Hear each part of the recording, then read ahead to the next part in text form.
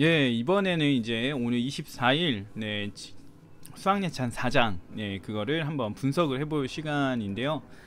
길지 않아요. 길지 않아서 앞서 한 것보다 더 짧게 나올 수도 있을 것 같은데, 어차피 뭐 이제 텍스트 분석은 테크닉과 관련된 부분이니까 어 이제 보기가 조금 가볍게 보긴 좀 어려운 것 같다는 생각을 하는데, 지금 앞서 한 얘기가 쉽게 좀 전달되면 좋겠는데 잘 모르겠어요. 해놓고도 항상 마음에 안 들어가지고 방법을 좀 고안을 해야 될 것 같긴 한데, 아무튼 그렇습니다. 네, 오늘도 좀 가볍게 최대한 쉽게 해보려고 하는데 아직 설명하는 능력이 부족하네요. 네, 일단은 얘기를 해보겠습니다. 어, 바디우가 얘기를 하게 돼요. 보편적 가치를 띤 단독적인 창조물들을 진리들이라고 부른다. 네, 자기가 생각하는 진리가 뭔지에 대한 얘기를 하는 건데요. 그래서 예술작품들, 과학이론들, 해방의 정치들, 사랑의 열정들 이러면서 진리다, 이런 것들이 이렇게 얘기를 해요. 여기서 이제 제가 아까도 얘기했지만 지금 다시 얘기를 한다면 언제나 복수형이다. 진리라는 건 언제나 복수형이다 라고 얘기합니다. 뭐 이 네 가지 부분을 포인트로 두고서 얘기하는 건지 어쩐지 모르겠지만, 제가 봤을 때 진리가 복수라는 걸 얘기한다는 것 자체도 좋아요. 아주 마음에 듭니다. 저의 입장을 잘 대변하고 있다 라는 점에서 아주 기분이 좋은 표현이에요. 진리라는 거를 우리가 대체로 단일하고 하나로서 유일하고 이런 것처럼 생각을 하는 경향이 있어요. 절대적이고 영원하고, 그 다음에 언제 어디서나 옳고 이런 거라고 생각하시는데, 나중에도 얘기 나오겠지만 국지성을 띱니다. 국지성. 그래서 특정한 영역에 특정한 조건에서만 진리로서 성립이 돼요. 근데 다른 영역에 가면 오답, 진리가 아닌 것으로 판단이 되고 그러는데, 이런 부분을 설명하기에 아주 좋게 잘 표현했다, 이런 생각이 듭니다. 근데 제가 이제 이 부분을 보면서 갑자기 생각이 났던 게, 바디우가 2장에선가 이제 진리에 대한 입장을 내놨어요. 그래서 제가 거기에 대해서 대략적으로 이런 것 같다라고 했는데, 여기를 비교해보면 좀 재밌을 것 같다라는 생각이 들었어요. 그래서 뭐 자연과학과 관련해서는 뭐 인지적 부분이라고 그러면서 인신론과 관련된 진리다, 이렇게 얘기를 했었고, 그 다음에 이게 예술이었나? 그리고 이거는 정치, 그 다음에 이제 사랑, 뭐 이렇게 해서 네 가지를 얘기했었어요, 바디우가 처음부터. 그래서 이거를 인지적인 부분에 대한 진리를 얘기하는 거고, 예술은 감성적인 거, 미학과 관련된 거, 정치는 집합적 부분이라고 했는데 윤리와 관련된 거고, 사랑은 실존적 부분, 존재와 관련된 부분이다, 이렇게 얘기를 했던 적이 있습니다. 그래서 여기 또 이제 설명이 나오니까 한번 참고해서 보면 좋을 것 같다는데, 솔직히 저만 기억하지 보는 사람들은 기억 못할 것 같긴 해요. 그렇기 때문에 그냥 뭐 한번 얘기해봤다, 이 정도로 보면 될 것 같고요. 그 다음 보겠습니다. 단도직입적으로 이렇게 말해봅시다. 과학이론들은 존재 자체나 수학은 제가 썼나요? 존재 자체, 여기 있었던 거 아니에요? 존재 자체나 세계의 자연적 법칙들에 관한 진리입니다 라고 얘기를 해요.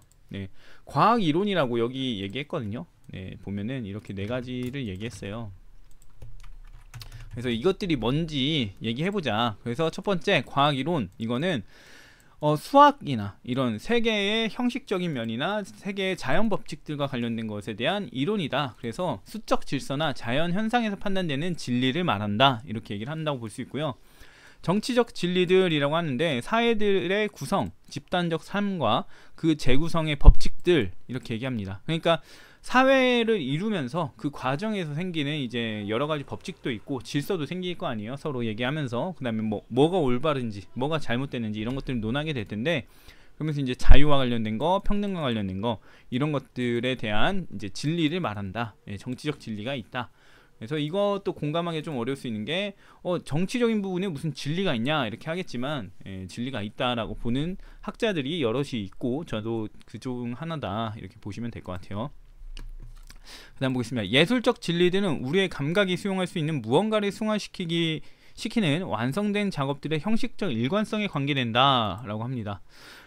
이 부분은 저는 미학적이라고 볼 수밖에 없는 게, 감각이 수용할 수 있는 무언가를 승화시키는 완성된 작업들의 일관성을 제공한다고 합니다.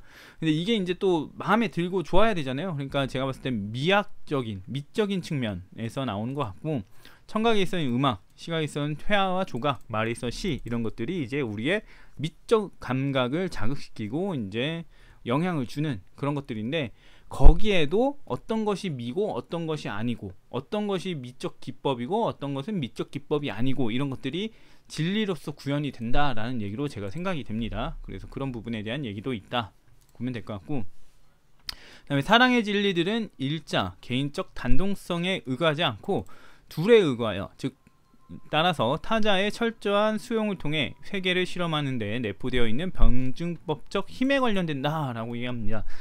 제가 발음이 지금 좀 제대로 안 되고 있네요. 뭔가 입이 덜 트였나 본데, 생각을 해본다면 이제 변증법적 힘이에요. 어떤 것이 옳은지 그른지 판단하기 위한 그런 힘이라고 볼 수 있는데요. 이게 개인의 단독성에 의거하지 않는다, 둘에 의거한다 라는 거기 때문에 상호작용 속에서 이제 파악하는 능력을 말한다고 볼 수 있을 것 같아요.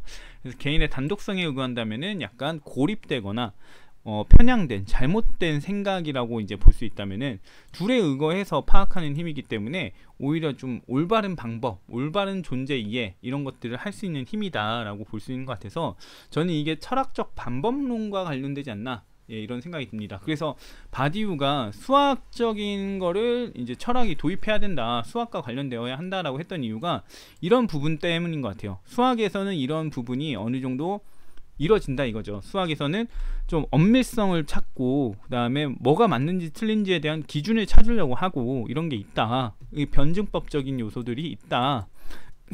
근데 철학은 그게 좀 희미하다, 희박하다, 이런 얘기를 하면서 했던 거고, 그래서 제가 봤을 때 사랑의 진리, 사랑의 진리가 논리학이나 철학적 방법론에 대한 얘기로 보이고요. 그래서 철학은 사랑의 진리가 이제 수용하고 있다, 우리가 말하는 철학들, 그러니까 뭐 칸트라든가 헤겔이라든가 하이데거라든가 니체라든가 뭐 이런 사람들의 그런 그 인식과 관련된 내용이나 개념에 대한 내용들은 다 사랑의 진리에 수용되어 있는 것 같다, 그렇게 보입니다. 보게 되면 과학 이론에 뭐 영혼이 무엇인가, 아니면은 뭐 미덕은 무엇인가, 이런 것들이 들어갈 리 없고, 마찬가지로 여기도 이제 들어갈 리가 없죠. 누구의 이득을 취해줄 것인가, 누구의 책임을 더 부여할 것인가, 이런 거에 따른 그 규칙을 나열할 수는 있어도 그거 자체를 논하기는 조금만 하겠지만, 우리가 흔히 말하는 뭐 예를 들면은 시공간에 대한, 시공간은 어떻게 봐야 되는가, 이런 것들은 다 여기에 있진 않을 것 같아요. 마찬가지로 과학 이론에는 있을 수 있는데, 그거는 자연의 법칙이라기보다 자연 법칙의 틀이잖아요. 그래서 제가 봤을 때 이거인 것 같아요. 네, 사랑의 진리에 있는 것 같고, 예술적 진리와 관련해서도 보면은 우리가 어떤 감각을 하는 게 가장 좋은가, 이런 것들도 이제 선호를 따지게 될 거란 말이에요. 그 다음에 유익함도 따지게 될 거고, 예, 그렇다 보니까 여기에 우리가 뭐 영혼에 대한 내용이 들어가지 않고, 그 다음에 뭐 현상학적인 거, 올바른 인식에 대한 거, 올바른 인식은 들어갈 수도 있겠네요. 근데 물론 여기서 이제 만들어지면 이쪽으로 들어가서 올바른 인식은 이런 거야 라고 이제 사랑의 진리들이란 영역에서 뭔가를 하고 나면은 이게 예술적 진리에서 작용하는, 그러니까 순수 학문적인 측면이 사랑의 진리에 있다면은 이걸 응용하는 게 이쪽들에 다 있는 것 같다, 이런 생각이 듭니다. 그래서 개념 파악을 이쪽에서 한다면은 파악된 개념을 이렇게 여기서 써먹는다, 이렇게 볼 수 있을 것 같다는 얘기입니다. 예, 아무튼 그 다음 보게 되면 우리가 아는 그대로 이러한 진리들은 그 기원이나 본성에서 철학적이지는 않습니다 라고 합니다. 예, 철학적 기원을 갖지 않는다 라는 얘기인데, 이게 저는 이거는 잘 모르겠어요. 신에 의한 거라고 얘기를 하는 건지, 아니면은 그냥 어떤 기원이라는 게 철학적이지 않다, 이게 무슨 말인지 잘 모르겠습니다. 예, 제가 생각하기에는 신과 관련된 어떤 걸로 얘기를 하면 맞을 것 같긴 한데, 철학적이지 않다, 이런 것들이 이제 우리가 실제 삶에서 경험하는 것들이다, 경험하고 그러면서 파악되는 것들이다, 이런 거라서 그냥 단순히 형식적인 게 아니다, 이런 얘기를 하는 걸로도 보여지긴 하고요.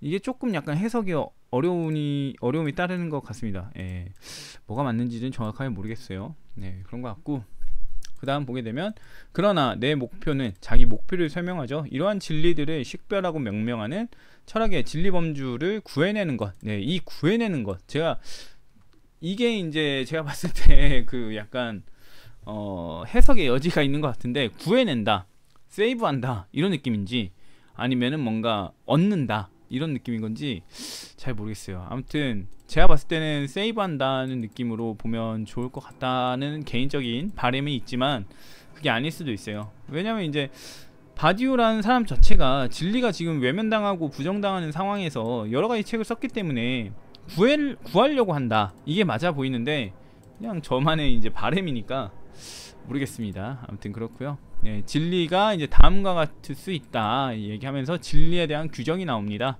보면 네, 진리는 절대적이면서 하나의 국지화된 구축물이며 영원하고 또 어떤 정해진 세계 내에서 시작되며 이 세계 사건으로서 시작되고 이 세계 시간에 귀속된다 라는 얘기를 하죠. 예, 그러니까 어떤 사건적인 측면, 경험적인 측면에서부터 촉발이 된다, 진리라는 건 이 얘기고, 절대적이다, 틀릴 수가 없다, 이거밖에 없다. 그 다음에 하나의 국지화된 구축물이다. 예, 국지화됐다는 거는 어떤 특정 영역에서만 올바르고 다른 영역에선 안 된다. 국지성 호우라 그러잖아요. 어느 특정 지역만 비가 오는 게. 예, 그래서 진리도 마찬가지로 특정한 영역에서만 네, 맞다 이런 거고, 영원하다 이런 얘기 합니다. 그렇다 보니까 이제 진리라는 개념에 대해서 어느 정도 뜨이게 되면은 진리의 세계가 있나? 이렇게 돼요. 왜냐면 진리라는 게 여러 개라고 그랬잖아요. 진리가 여럿. 그러면 진리들끼리 모여있는 영역이 있을 거 아니에요. 어느 영토라는 게. 그래서 진리들이 뭐 이렇게 줄줄이 이렇게 모여 있겠죠. 뭐에 대한 진리, 뭐에 대한 진리, 뭐에 대한 진리, 뭐에 대한 진리, 이렇게 모여 있을 거라고 생각을 하는 거예요. 상상의 나래를 피는 거죠. 그럼 이 하나의 덩어리로서 있을 건데 이 진리가 과연 변할까? 안 변하겠죠. 그러니까 구종 불변의 세계로 이어진다고 볼 수도 있어요. 그렇게 되면은 파르메이데스 일자론하고 관련시키는 사람도 있습니다. 제가 그랬어요. 네, 그래가지고 일자론의 느낌 좀 있는데 하지만 그건 아니었고, 파르메이데스는 전혀 다른 얘기하는 사람이고요. 이데아계라는 게 있을 거다. 실제 세계와 다른 이데아계라는 게 있을 거고, 그 다음에 이제 뭐 아리스토텔레스를 통해서 나중에 얘기가 나오겠지만 이제 이런 진리로서 이루어진 세계가 있다고 한다면은 그 세계는 이 현실 세계보다 더 방대하고 엄청나게 클 것이다, 이런 식으로 또 나아가긴 합니다. 예, 그런 것들이 있는데, 아무튼 이거는 뭐 나중에 진리에 대한 얘기가 더 나온다면 할 부분인 것 같고, 오늘은 이 정도로까지만 하면 될 것 같아요. 예, 시간이 상당히 빨리 끝나긴 했는데 아직 저녁을 못 먹었기 때문에 빨리 하고 저녁을 먹어야겠습니다. 네, 오늘은 그나마 진리라는 좀 쉽고 생각하기가 좀 쉬운 주제가 나와서 좀 그나마 저번보다는 좀 나은 것 같긴 한데요. 아무튼 오늘은 여기까지 하고 내일 또 다른 영상으로 찾아오도록 하겠습니다.